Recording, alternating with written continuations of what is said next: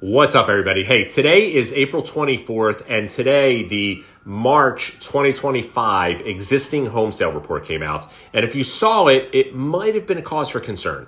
And I wanted to just share a few insights and how it applies to two separate groups, audience groups. Number one is if you are a buyer or seller, you obviously saw March 2025. We have the slowest March in terms of residential real estate sales since 2009, which was obviously not a fantastic year. Sales were down almost 6% across the country. Prices were up just a little bit, but we also saw a big increase in active inventory, and that's certainly a cause for wanting to pay attention to where pricing is as we move further into this year. The cause for the slowdown in sales, primarily affordability, high interest rates, and a real slowdown in demand, and buyers willing to take the step.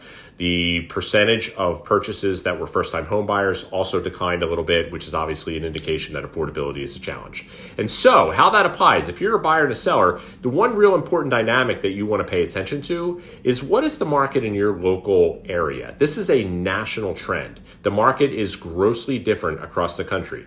A few weeks ago, I shared a content piece on the divided housing market in areas where we saw some regions of the country have record high levels of high down payments and other areas where buyers were entering with much smaller down payments. Lots of division and fluctuation between the cadence of the market, and we're seeing the same thing with this report. I took a few minutes and I went into our local MLS. I am in Philadelphia, and we have Bright MLS that services a very large region of the country from Washington, D.C., suburban Virginia, all the way up into central New Jersey. When you looked at where sales, what happened for the month of March here, we saw a decline broadly across the greater Philly metro and across the greater Washington metro, a decline of less than 2%. Right, they were both between in that 1.5% to a little over 1.5% decline year over year. We also saw a little bit of a bigger bump in terms of pricing.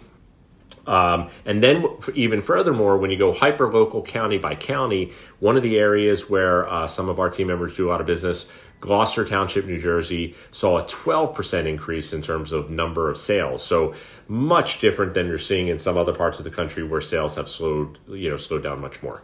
The second audience group is if you're a real estate agent and broker and you're looking to now communicate this data to your local clients, you're going to do the same thing. You're going to look at your local market.